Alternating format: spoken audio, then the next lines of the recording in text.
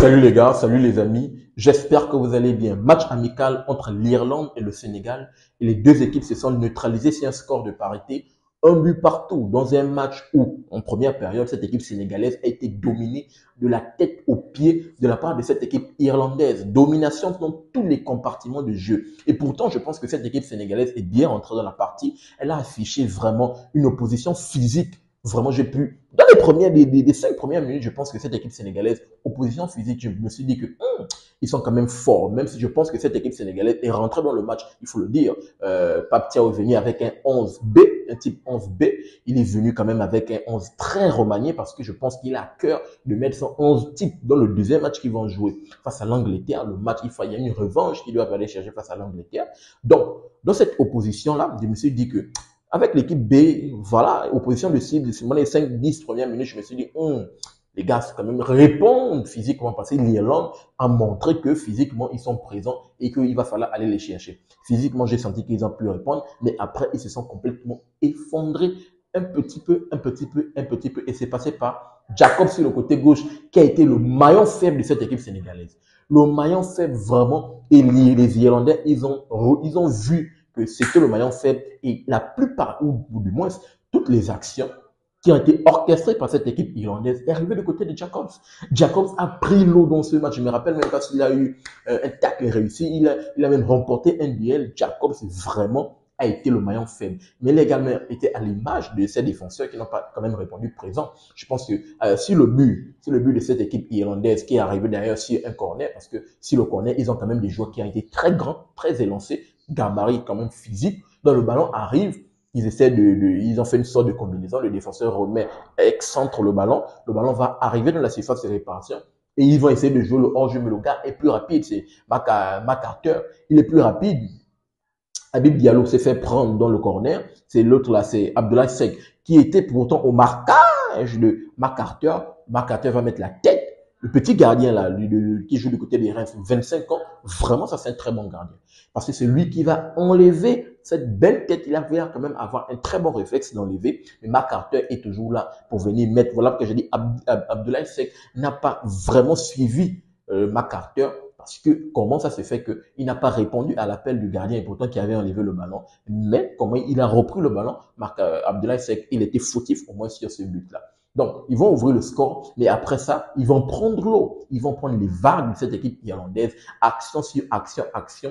On peut voir que cette équipe sénégalaise va se faire prendre dans tous les compartiments du jeu. En tout cas, dans cette première période, cette équipe sénégalaise n'a complètement pas existé. Deuxième période, ils vont quand même venir avec, on va dire, je pense que Pape Thiaw quand même dans les vestiaires, il a pu tirer sur cette équipe sénégalaise. Et je tiens toujours à le rappeler, le Sénégal, je pense que ok, aujourd'hui, on va dire quoi, petite stat dans le match, il venait quand même avec, au bout de 7 victoires, au bout de 7 matchs, avec 0 but encaissé.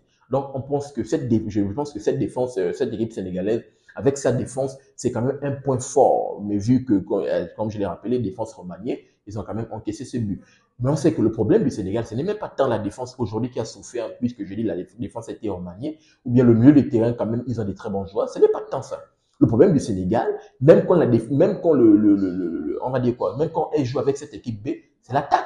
L'attaque n'est pas, ils n'ont pas une attaque forte. Ils n'ont pas ce joueur-là qui fait le lien entre, qui donne des ballons, des caviars pour permettre à ce que l'équipe puisse élever le niveau. Aujourd'hui, il n'y a qu'un seul joueur qui a pu sortir son épingle du jeu et je tiens vraiment à le saluer, c'est Iliman Ndiaye. Iliman Ndiaye vraiment a élevé le niveau. Iliman Ndiaye s'est transformé en ce joueur, en ce numéro 10 là. Et je pense que l'attaque du Sénégal doit vraiment s'appuyer sur Iliman Ndiaye parce que la performance qu'il a affichée aujourd'hui est quand même applaudi. Je me rappelle d'une occasion, je pense en seconde période, c'est lui qui va amener le sursaut d'orgueil. Il va prendre le ballon, il va dribbler tout le monde dans le milieu de terrain, il va casser combien de lignes, il va arriver sur le côté droit, il va transmettre à latéral, je pense que c'est Antoine Mendy qui va prendre le ballon.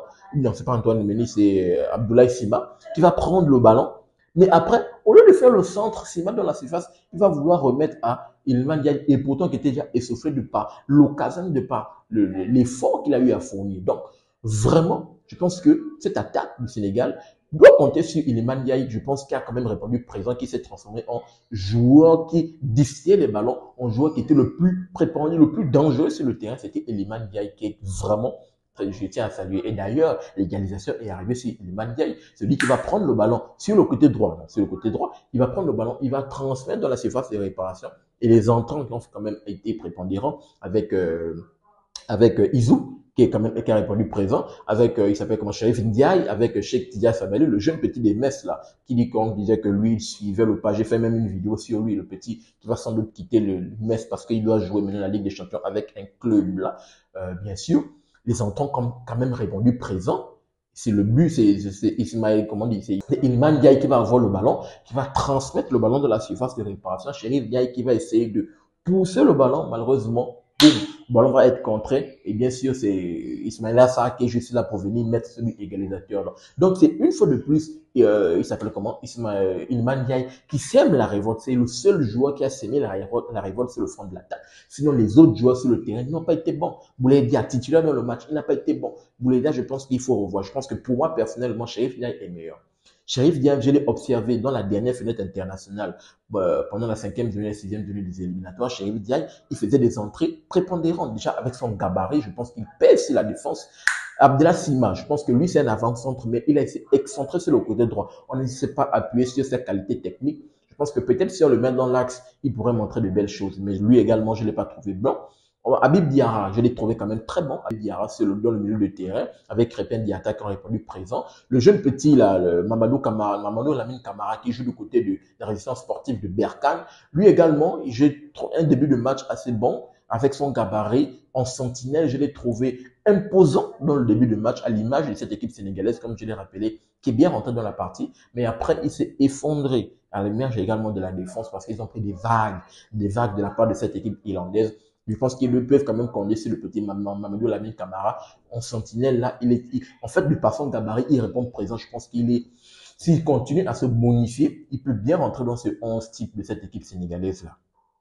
Donc voici Antoine Mendy, malheureusement également à l'image, ils ont pris des vagues également sur son côté, mais lui au moins sur son côté droit, il était quand même plus prépondérant que Jacobs. Vraiment, je pense que Jacobs, les carottes sont cuites. Je pense que Jacobs, vraiment, ce n'est pas bon. Même Abdou Diallo, lui également, il s'est fait prendre. Abdoulaye Seck, il a essayé de revenir un peu, malgré l'erreur sur le marquage au premier but. Il essaie de revenir, mais il essaie de revenir quand même. Je pense que il essaie un peu de se rattraper parce qu'il a eu des belles sorties, il a eu des dégagements, des interceptions. C'est quand même bon. Cette équipe sénégalaise a quand même répondu en seconde période. Ils ont quand même affiché un sursaut d'orgueil. Je tiens quand même à les saluer. Dans cette confrontation, on va dire extérieure, avec cette équipe de la RDC. D'ailleurs, le début, c'est sur la chaîne du match entre la RDC et le Mali qui s'est imposé et les Léopards 1-0, où je parlais que les Léopards avaient complètement dominé le match. Ils avaient su gérer le match de la première à la dernière minute. Et là, le Sénégal, ok, je pense que Pape Thiaw a pu voir quand même certains joueurs qui peut-être pourraient bien répondre et d'autres non. Et voilà, on va voir ce que ça va donner. En tout cas, dans cette bataille à distance-là, j'espère que vraiment cette équipe sénégalaise va montrer de belles choses dans le match face à l'Angleterre. Parce que là, que les 11 titulaires qui vont revenir là, s'ils affichent cette même performance, je pense que ça va être difficile face à cette équipe anglaise quand même, qui a plus de répondants que cette équipe irlandaise, et ça peut quand même faire mal. Donc, voici ce qu'il fallait dire. Les entrants quand même qui ont répondu présent. Comme je dis, Cherif Ndiaye, je pense que lui, je pense pour moi, je le mets titulaire dans le match face à l'Angleterre parce que de façon gabarit, il répond quand même présent. Iliman Ndiaye, je pense que là, il faut plus l'enlever. Il est sur une belle lancée. Iliman Ndiaye vraiment montre que taille patron. Il montre que c'est quand même le seul joueur parce que dans un point faible de cette équipe sénégalaise où l'attaque n'est pas présente, où l'attaque, il se procure des occasions, mais ils ne sont pas méchants. Il y a des occasions où tu vois, c'est une poteau, une barre, parce qu'il y a même une balle de Abdallah Sima qui est un centre de Iliman Ndiaye, je pense. Il va mettre une tête, le ballon va tout heurter la barrière transversale et même encore d'autres occasions. Tu vois que le Sénégal se procure des occasions, mais le Sénégal n'est pas tueur. Ils ne sont pas tueurs. Et c'est toujours le même problème. Si la défense, ok, comme je dis, ils ont ouvert ce match avec un bilan de 7 victoires, 0 but encaissé. D'où je dis que la défense quand même répond présent. Mais le problème, c'est toujours l'attaque. Ces joueurs, les attaquants sénégalais ne répondent pas présent et c'est un problème. J'espère qu'Iliman Ndiaye va quand même montrer de belles choses et on verra dans le match face à l'Angleterre qu'on verra comment l'attaque va fonctionner parce que la défense anglaise également répond présent.